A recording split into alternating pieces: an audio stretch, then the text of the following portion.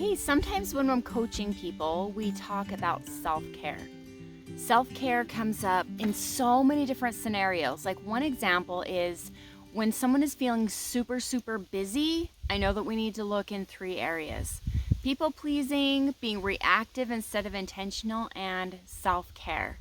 When people are talking about losing weight, we want to look at how are you taking care of yourself. And when they want to have better relationships, when they're giving someone else responsibility for how they're feeling, we talk about self-care and how we're responsible for taking care of ourselves. It comes up with so many different goals. But if you're someone who's recognized, you know what, I'm not taking very good care of myself, I need to do better at self-care, but I don't know how, you're actually not alone. This can be a really common thing. And there's a really good reason. So let's use the car scenario. You know, we've all heard this like metaphor or comparison, but when you realize that your car is running on empty and how hard it is on the vehicle to just keep running, even though you know the oil is low, the fuel might be getting low, it needs repairs, the tires need to be rotated, whatever it is. When we're doing this as humans, we have to start tapping into like pushing and grinding and hustle energy to get things done, which is even more exhausting. And it ends up causing some damage later on if we don't stay on top of it. So when you've decided that you want to take better care of you, here is the one thing. There's where I start. When I say, how do you think you could be taking better care of yourself? And the person says, I don't even know. I don't even know what I want. All right, you're totally not alone, but this is the first thing I tell them to do. Stop saying I don't know how to take care of myself. Like I know it sounds a little harsh, so let's just look at it. Why would we not want to be saying that? Because it feels really true. Because if we're not just coming up with answers and answers aren't presenting themselves to us, what happens? Like, what happens with that thought? So if you have something that's in another language that you don't speak and you go to someone, would you go to someone who doesn't speak English to translate that for you? No, you wouldn't even bother because they don't speak English. So when we're telling ourselves, I don't even know what I need, we stop looking inside. And really, no one is going to know how to take better care of us than we do. And so if we've been taking care of others for a really long time and listening to their needs, like when we hear a kid cry, like when we're moms, young moms, we can kind of tell by their cry what they need. I was holding one yesterday, or I was listening to one yesterday. I'm like, is he tired? That's a tired cry. And mom's like, oh yeah, he's really tired. So sometimes we have forgotten how to listen to ourselves. That's just the skill we need to develop. We know how to take care of ourselves. We just haven't been listening to the engine. How's the engine sounding? So if you're one of these people, if you've spent some time going, I don't even know how to take care of myself, I want to give you a couple tips to try. The first one is look yourself in the mirror every day and ask yourself while you look in your eyes, what do you need today? And then get really, really centered, like listen, get into your body. Listen and feel the sensations that are going on. Sometimes we're in pain and don't even know it inside our body somewhere. Sometimes we're really tired, and that's when we're like, oh, gosh, you're actually feeling pretty tired. How can I help you with that? The other thing is to look for resistance. When we start feeling like there's an urgency to get something done. So, okay, if we were to compare this to a car, when a car is running low on fuel, it's going to increase the friction. Now, sometimes when we have not been giving ourselves attention and listening and saying, hey, what's up? What do you need? We may find that we have a lot of emotion that we have not been processing.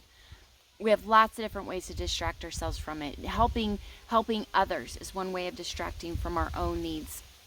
And just being very busy or exercising or, buffering by eating, all these kinds of things, it helps us kind of stay away from emotions that we haven't been processing, but it increases the friction in our lives. So when it happens to a car, it may seize up and it may get leaky in different ways. We want to look for oil leaks. This is a protective mechanism. in ourselves and in vehicles. It seizes up because it just can't go any further with all of the friction that's going on, or it starts to leak because there's no space left. The valves are breaking, like there's too much pressure in there. So something else that I would like you to try is journaling. Ask yourself, what am I feeling? When we get leaky, it means that when we don't deal with an emotion in the moment, then it kind of gets shoved down, and then another one gets shoved on top of it, another one gets shoved on top of it, and then let's say we get mad about something that actually isn't very big, and then all this emotion comes out. I call that getting leaky. It's because we didn't deal with the first one, and so once there's a little crack in the valve, then there's space for it all to come up and try to be processed, but we're actually just reacting to it. Another thing that we do sometimes is we shut down. Our engine seizes and we stop being able to feel things well. We stop being able to help people the way we want to, show up the way we want to, and that's just totally normal. It is a protective mechanism. So as you're journaling, go ahead and ask yourself, what am I feeling today? And put it all out there on paper. Now, you need to be the safe place for you. It's got to be a no judgment zone, or those feelings and those thoughts are going to go hide from you. So whatever comes up, try to be okay with and be like, of course, honey. Tell me all about it. Let me hear the things. And don't judge what comes up. Okay, the third thing that I'd like you to think about doing is open up your truth valve, your truth hole. So sometimes when all these things come up, we start to realize there's a lot going on, and it gets stuck right under here. And sometimes you can even feel a physical sensation of a knot right here when you feel that emotion coming up. And I say, don't squash it down anymore. We've done that. It doesn't work. So go say it. Let it pass this threshold right here. So maybe you go tell it to a tree. Maybe you sing. Sometimes, like, I'm someone who doesn't cry. I have a hard time crying. And so you can even just, if you know you're sad but you can't cry, make crying sounds. And just let the sound pass that threshold of your truth hole, your truth valve. And then speak kindly. Maybe you need to have a conversation, but you can go ahead and speak your truth while owning it completely, not blaming your feelings on anyone else. You can own your feelings and still speak your truth and just say, look, this is really where I'm at. And try to do it in a kind way, because if it doesn't come out of a kind way, if it's from a negative emotion that's actually isn't going to help you, it's actually going to hurt you more. So we want it to be from a positive, loving place so that you don't create more stuff for you to deal with and pack down.